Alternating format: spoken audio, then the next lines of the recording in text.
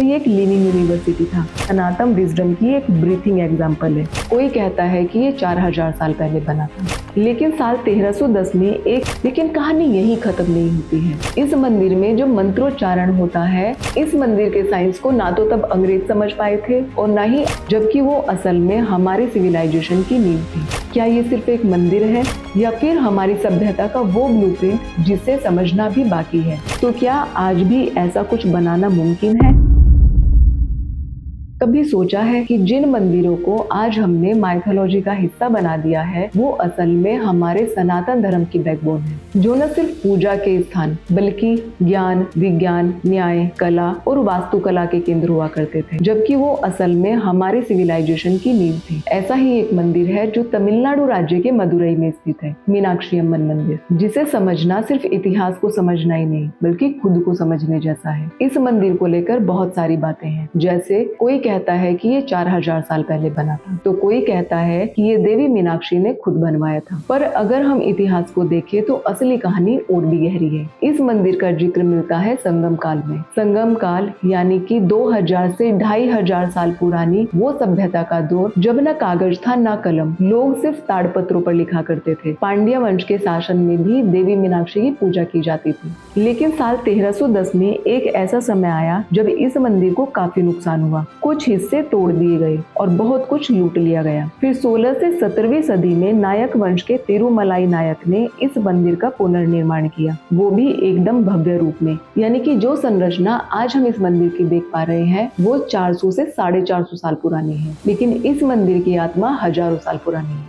आपको सुनकर हैरानी होगी कि 18 से 19वीं सदी में मंदिर के साइंस की बात ब्रिटिश अफसरों तक पहुंचती है, तो उन्होंने इस मंदिर का दौरा किया। तब उन्होंने मंदिर के कुछ खंभों को हल्के से थपथपाया और उनमें से आने वाली साउंड को सुनकर वे हैरान रह गए। उन्होंने सोचा ये पिलर्स खाली होंगे या इनमें किसी तरह की मटेरियल लगी होगी, इसलिए उन्होंने कुछ खंभों को तोड़कर भी देखा। लेकिन ये भारतीय प्राचीन साइंस उनकी समझ से बाहर थी। यहाँ ना कोई कैविटी थी और ना ही इसके अंदर कुछ भी ऐसा था जिससे ये आवाज आ रही हो। तो क्या ये कोई चमत्कार था या विज्ञान की वो ऊंचाई जो हम खुद भूल गए हैं? अब सवाल ये है कि क्या यहाँ के पिलर्स सच में बजते हैं? तो चलिए इसका रियलिटी चेक करते हैं। मंदिर के आईराम काल मंडपम यानी 1000 खंभों वाले हॉल में कुछ पिलर्स को हल्के से थपथपाने पर स्पेशल वाइब्रेशंस फील होते हैं। ये साउंड या रेजोनेंस कोई संगीत नहीं बल्कि एक प्राकृतिक ऑकेस्टिक फिनोमिना है। ये खंभे बहुत घनत्व वाले ग्रेनाइट से बने हैं। तराशने के समय उनकी मोटाई, गहराई और लंबाई का खास ध्यान रखा गया, जिससे ये कंपन करते हैं और कुछ फ्रीक्वेंसी में ध्वनि उत्पन्न होती है। तो ये ना कोई जादू है ना कोई चमत्कार, बल्कि प्रीसियस कार्विंग और नेचुरल रेजोनेंस का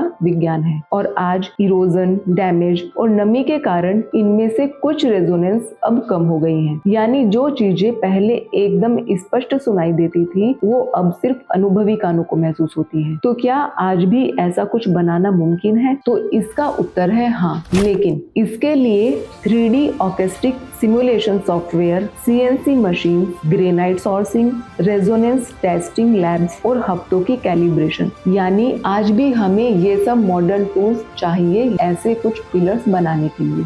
क्या इसे प्रिमिटिव कहेंगे या वो विजडम जिसे हमने खो दिया? इंटरेस्टिंग बात यह है कि मंदिर की बनावट में एक अनोखी बात है। यहाँ पूरी संरचना बिना सीमेंट और स्टील के खड़ी की गई है। हर पत्थर इंटरलॉक है जैसे पजल के टुकड़े। यहाँ का ड्रेनेज सिस्टम आज भी फंक्शनल है। सूरज, हवा और जल की दिशा के अनुसार पूरा ओरिएंटेशन तय है। यहाँ के गोपुरम यानी कि टावर्स की ऊंचाई, प्रकाश की दिशा और छाया का डिस्ट्रीब्यूशन सब नेचुरल साइंस पर आधारित है। मंदिर के ठीक बीचों बीच स्थित एक तालाब भी है, पोत्तामराई कुलम यानी कि गोल्डन लोटस टैंक। अब आप सोचेंगे कि एक तालाब में ऐसा क्या खास है, पर ये सिर्फ तालाब ही नहीं है, टेम्पल साइंस की बीटिंग हार्ट है। मंदिर की छतों और गलियारों से गिरने वाला सारा बारिश का पानी सदियों से इसी तालाब में इकट्ठा होता आया है। कोई पाइपलाइन नहीं, कोई मशीन नहीं, सिर्फ पत्थर की नालियां और परफेक्ट स्लूप। इसका डिजाइन इतना सटीक है कि ना यहाँ पानी रुकता है और ना ही सड़ता है, बल्कि गर्मियों में इवेपोरेशन से पूरे मंदिर को ठंडक देता है, बिल्कुल जैसे नेचुरल AC।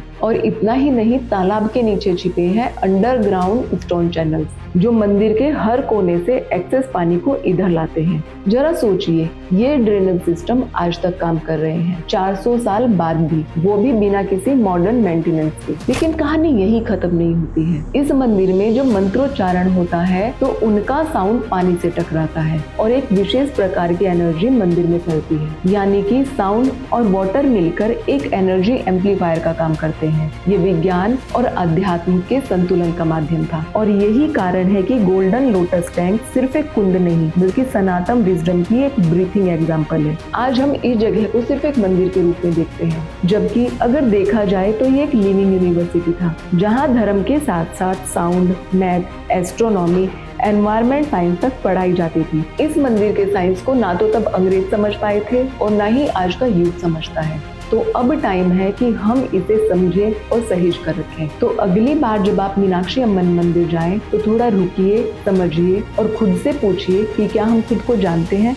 क्या ये सिर्फ एक मंदिर है या फिर हमारी सभ्यता का वो ब्लूप्रिंट जिसे समझना भी बाकी है?